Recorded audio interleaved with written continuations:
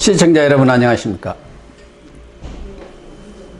고 박원순 시장으로부터 성추행을 당한 여비서 측이 오늘 오후 기자회견을 갖고 사건의 전모를 밝힌 내용을 정리해서 소개해 드리도록 하겠습니다.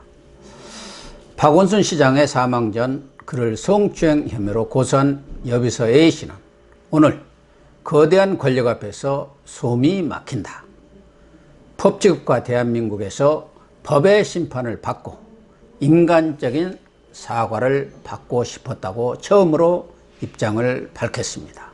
한국여성의전화, 한국성폭력상담소 등 여성단체는 A씨의 법률 대리인 김재련 변호사와 함께 고 박 시장의 장례식이 끝난 뒤 서울 은평구 여성의전화 사무실에서 기자회견을 열고 사건의 전말을 밝혔는데요.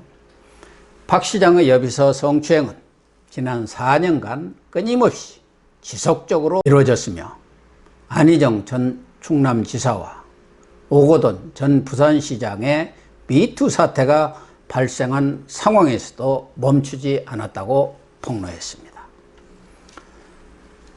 한국성폭력상담소 이미경 소장은 박 시장의 성추행은 업무 시간뿐만 아니라 퇴근 후에도 사생활을 언급하고 신체를 접촉하고 사진을 전송했다고 공개하고 본인의 속옷 차림의 사진을 전송하거나 음란 문자 발송 등 점점 가해 수위는 심각해졌으며 비서실을 떠나 다른 부서로 이동한 이후에도 개인적인 연락이 지속됐다고 주장했습니다. 기자회견에 참석한 여성단체 측은 이 사건은 박 전 시장의 죽음으로 진상을 덮을 수 없다고 주장하고 만약 죽음을 선택한 것이 사죄의 뜻이었다면 어떤 형태라도 피해자에게 성폭력에 대해 사과와 책임을 진다는 뜻을 전했어야 했다고 아쉬움을 토로했습니다. 박 시장이 극단적 선택을 하기 전에 남긴 유서에서 모든 분에게 죄송하다고 하면서도 A씨나 성추행 의혹에 대해서는 한마디 언급도 하지 않은 점을 지적한 것입니다. 소송 대리인 김재련 변호사는 박 시장이 피해자의 무릎에 난 멍을 보고서 무릎에 입술을 맞추는가 하면은 집무실 안에 있는 내실 침실로 피해자를 불러 안아달라면서 신체적으로 접촉하는 등 끊임없이 성적으로 괴롭혔다고 구체적 피해 사실을 공개했습니다. 피해자 A씨는 경찰 수사 전에 자신의 휴대폰을 사적으로 디지털 포렌식을 해서 거기에서 나온 비밀 텔레그램 자료 등을 수사기관에 증거물로 제출했습니다. 피해자 A씨는 서울시 내부에도 박 시장의 성추행 사실을 알리고 도움을 요청했으나 묵살당한 것으로 밝혀졌습니다. A씨는 박 시장을 고소하기 전 시장 비서관에게 성추행 피해 사실을 알리고 근무 부서 변경을 요구했는데요.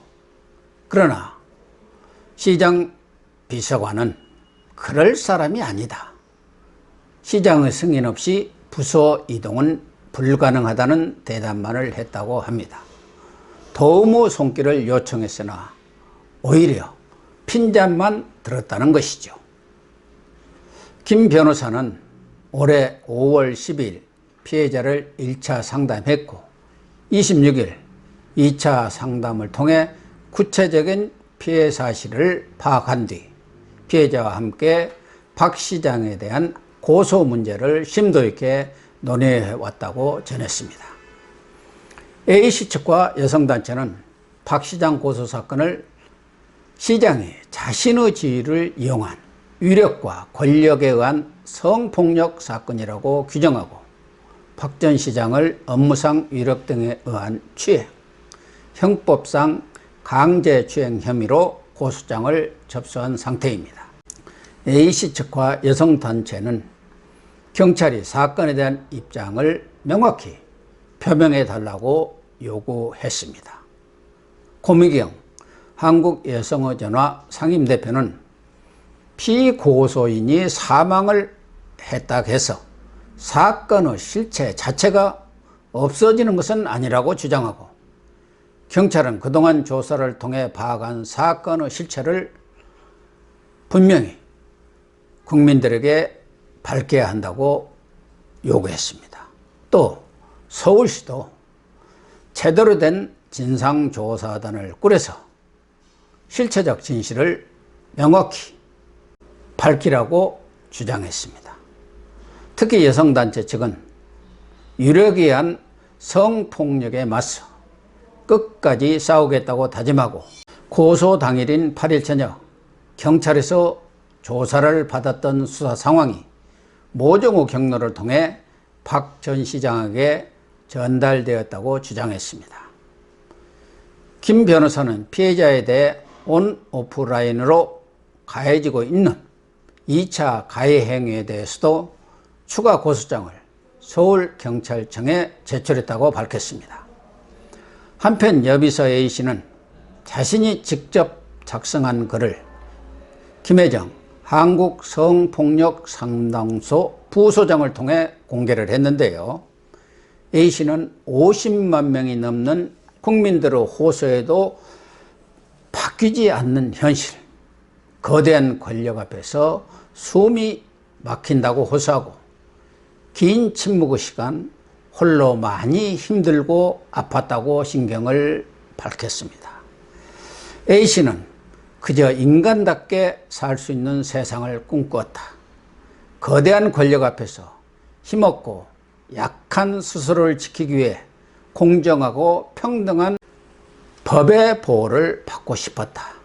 안전한 법정에서 그분을 향해서 이러지 말라고 소리 지르고 싶었다고 호소했습니다.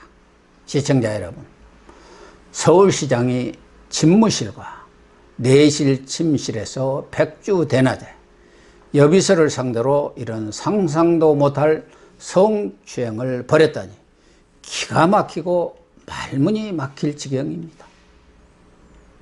그것도 여성인권수호 대부요 페미니스트를 자처하는 박원순 전 시장이 4년이란 긴 세월 아무런 죄의식도 없이 밤낮으로 지속적인 성추행을 벌였다면 인면수신, 양두구육, 인간의 탈을 쓴 악마, 그 어떤 언어로도 표현할 수 없는 절망감, 배신감을 느끼지 않을 수 없습니다. 피해 여비서 A씨는 저는 어떻게 살아야 할까요? 저도 살아있는 사람입니다. 라고 절규하고 있습니다. 누구를 향한 절규이고 호소입니까? 바로 우리 모두에게 살려달라고 외치고 있습니다. 진실을 규명해달라고 말하고 있는 것입니다. 사람이 먼저다 하면서 피해자 중심주의를 외치던 오만하고 거대한 권력은 오히려 박 전 시장을 추모하고 보호하고 감싸면서 님의 뜻을 이어가겠다고 끼리끼리 모여서 위선의 구판을 벌이고 있습니다. 당대표라는 사람은 진상규명이 필요하다는 지적에 XS 자식이라고 쌍욕을 해댔습니다. 죽 서서 개쥐였다는 탄식이 나올 수밖에 없는 오늘의 현실, 깨어있는 시민들이 떨쳐 일어나서 다시 광화문 광장에 모여야 할 날이 멀지 않은 것 같습니다. 시청해 주셔서 감사합니다.